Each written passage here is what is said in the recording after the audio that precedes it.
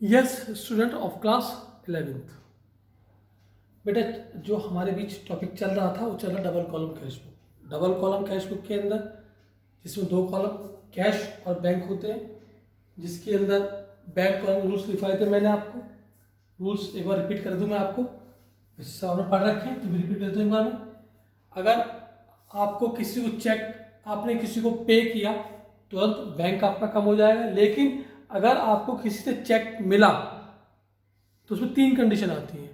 Condition number 1, अगर check मिला bank में सेम डे जमा हो गया, बैंक बढ़ जाएगा। चेक मिला बैंक में जमा किसी और दिन किया गया, जिस दिन मिला उस दिन कोई एंट्री नहीं होगी, जिस दिन जमा किया गया उस दिन बैंक बढ़ेगा और लिखा जाएगा चेक इन हैंड। तीसरा, चेक मिला, क्वेश्चन में कोई क्लियर इंडिकेशन नहीं है कि चेक जमा किया या नहीं किया गया, तब भी आपका सेम डे बैंक बढ़ा दिया जाएगा। ये क्वेश्चन आपने देखे थे, ये आपने रूल्स देखे थे। एक और रूल, चेक अगर बाउंस हो जाता है, डिसऑन हो जाता है, तब भी आपका बैंक कम हो जाता है। अब हम आपको आपकी बुक का क्वेश्चन नंबर 6 सॉल्व करवा रहे हैं।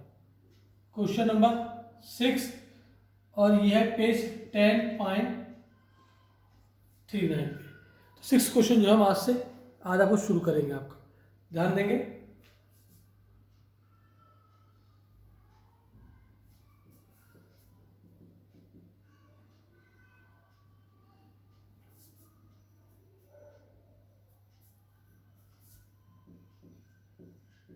Heading double column cash book.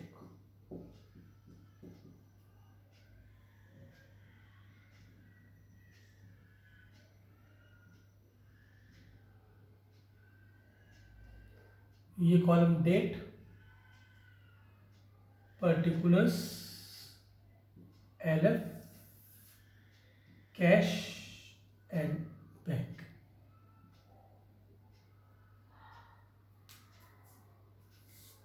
Date, particulars, LF, cash and bank.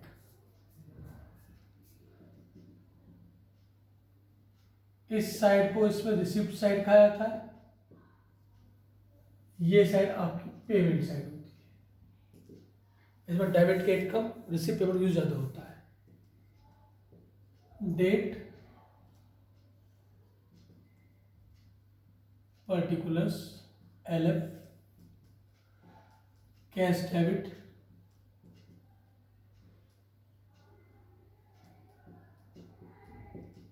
Bank debit,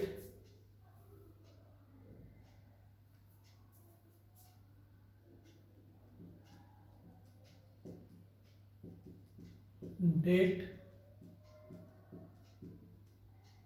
particulars, LF, cash credit और बैंक आपका क्रेडिट। अब इसका क्वेश्चन नंबर 6 स्टार्ट करते हैं।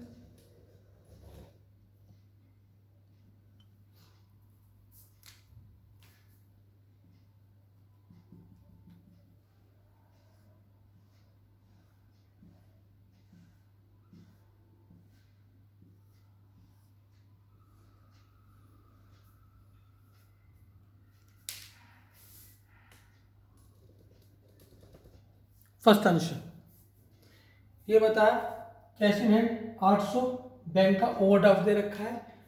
सबसे पहले कैश इन हैंड 800 रुपये, तो कैश इन हैंड कैश में आ गया और ये कहलाएगा टू बैलेंस बीडी और डेट है जून की 1 तारीख। फिर बैंक का ओवरड्राफ्ट दे रखा 5700। बैंक का ओवरड्राफ्ट का मतलब होता है कि बैंक का क्वेश्चन में क्रेडिट बैलेंस दे रखा है। तो एक तो कैश का बैलेंस क्वेश्चन में 800 रुपये हो गया, एक क्वेश्चन बैंक का ओवरड्राफ्ट क्वेश्चन में देखा 5700। बैंक का ओवरड्राफ्ट 5700, तो चाहे तो बैंक का क्रेडिट बैलेंस कह लो उसे, चाहे बैंक का ओवरड्राफ्ट कह लो, ये बैलेंस आपका क्रेडिट साइड में आता है। इससे आप बैंक ओवरड्राफ्ट भी कह सकते हो और बैंक का क्रेडिट बैलेंस भी कह सकते हो। और ये हो गया बाई बैलेंस बी। तारीख होगी जून की 1। आई थिंक कोई दिक्कत की बात नहीं है, आगे चले। तो कैश बैंक बढ़ रहे इधर, घटते उधर है। सबसे पहले बता, receive a cheque from Bharti, discount allowed 150 और अमाउंट देखिए 3250। भारती चेक मिला, लेकिन जो भारती का चेक था वो बैंक में जमा नेक्स्ट डेट में 9 तारीख को हुआ। तो मैंने बताया था जिस दिन चेक मिलता है उस दिन कोई टेंशन नहीं है, जिस दिन चेक बैंक में जमा होता है उस दिन बैंक बढ़ता है। तो जून की 7 तारीख की एंट्री हमारे क्वेश्चन में कहीं भी नहीं आएगी। तो जो एंट्री ऊपर कहीं भी नहीं आती उसे नीचे नोट आगे लिख देते हैं।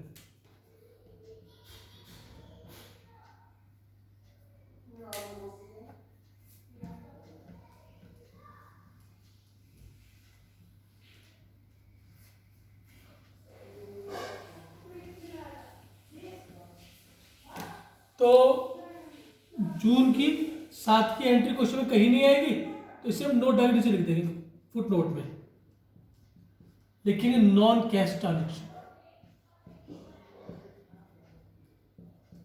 Not recorded. Non cash transaction record नहीं की जाएगी। फिर 9 तारीख में भारती का चेक बैंक में जमा कर दिया, अब बैंक बढ़ेगा। कितने रुपए का चेक था? 3250। तो 3250 से बैंक बढ़ा और इसको कहा जाता है cheque in hand, cheque in hand, और डेट लिखी जाएगी जून की 9 तारीख। फिर 15 तारीख में चेक रिसीव हुआ हमें पन्नालाल, चेक रिसीव हुआ पन्नालाल से 1200 रुपये का, और 28 तारीख को जो पन्नालाल वाला चेक था ये हमने एंडोर्स कर दिया कमल को। तो ना तो चेक का मिलना हमारे क्वेश्चन में आने का और ना ही चेक का एंडोर्स होना हमारे क्वेश्चन में आने का, क्योंकि चेक मिला तब भी कुछ नहीं हुआ, चेक एंडोर्स हुआ तब भी कुछ नहीं हुआ। तो जून की 15, जून की 28 दोनों तारीख नॉन कैश है हमारे। June 15, June 28 cheque receive from Pannalal और Pannalal check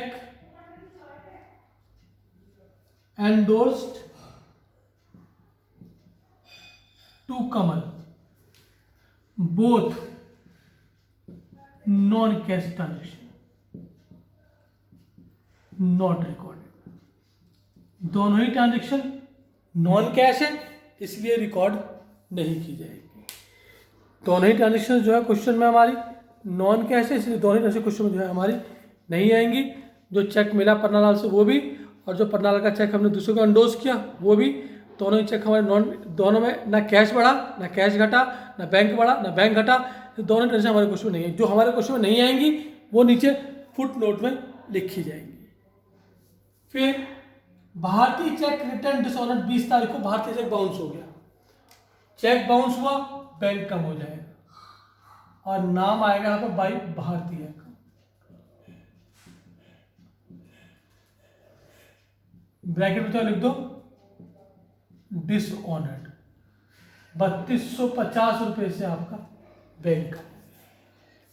last income tax paid by cheque ₹150, income tax paid किया, बैंक घटा। तो जून की 30 तारीख के अंदर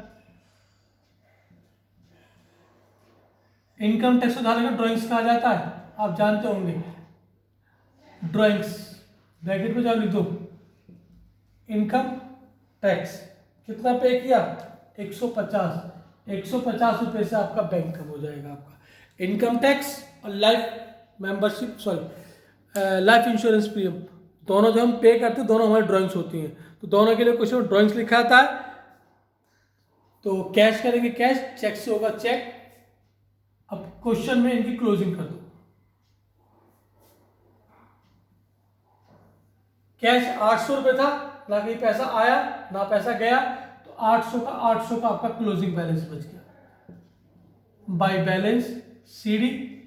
और ये हुआ जून का 30, बैंक में टोटल दोनों तरफ 800 और कैश में यहाँ भी 800।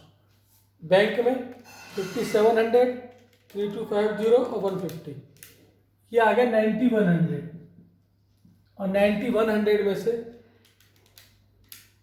ये बचा 5850 बैलेंस आया बैंक का इस तक। याद रखे चलना, कैश का बैलेंस हमेशा यही बचेगा, लेकिन बैंक का बैलेंस यहाँ भी आ सकता है और यहाँ भी आ सकता है। यहाँ आया तो मीन्स बैंक में पैसा आपका जमा है, और यहाँ आया तो बैंक का आप पे ओवरड्राफ्ट है। ये आया टू बैलेंस सीडी और तारीख जून की, टोटल दोनों तरफ 100। ये क्वेश्चन नंबर 6 है आपकी बुक का, और एक अच्छा क्वेश्चन है। आज की क्लास ओवर, एक और अच्छा क्वेश्चन सॉल्व करता हूँ आपको कल को। ओके।